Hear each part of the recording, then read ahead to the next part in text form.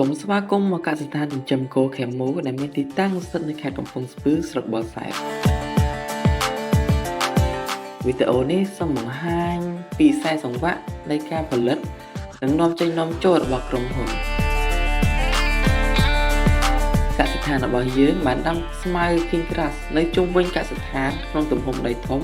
ដើម្បីយកទៅកែច្នៃធ្វើជាចំណីគោដែលមានសារធាតុចិញ្ចឹមខ្ពស់ហើយយើងមានរោងចក្រផលិតចំណី TMR យើងបានលាយចំណីធម្មជាតិដែលមានសារធាតុប្រូតេអ៊ីននិងគ្មានជាតិគីមីជួយ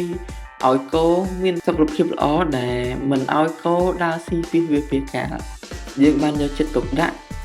ក្នុងការផលិតចំណីឲ្យកាន់តែទំនើបនិងហ្មត់ចត់សម្រាប់ផ្ដល់ទៅឲ្យ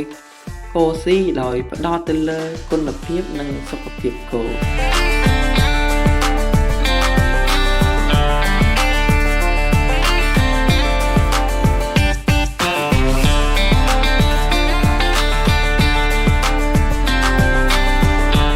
ទីតាំងសត្វឃាតវិញយើងផ្ដោតទៅលើស្តង់ដារទំនើបនិងអនាម័យ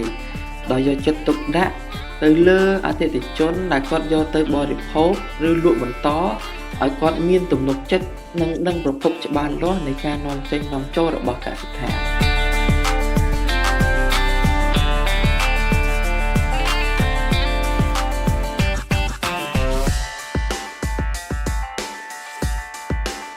គោដែលយើងបានធ្វើសត្វឃាតហើយយើងបានបញ្ជូនតាមឡានត្រជាក់ទៅភ្នំពេញទុកនៅទីតាំងក្រុមហ៊ុនជិតនឹងផ្សារដំកដាក់ទុកនៅក្នុងទូត្រជាក់ដើម្បីថែរក្សាគុណភាពសាច់មុននឹងចែកចាយទៅតាមបណ្ដាទីតាំងផ្សេងៗ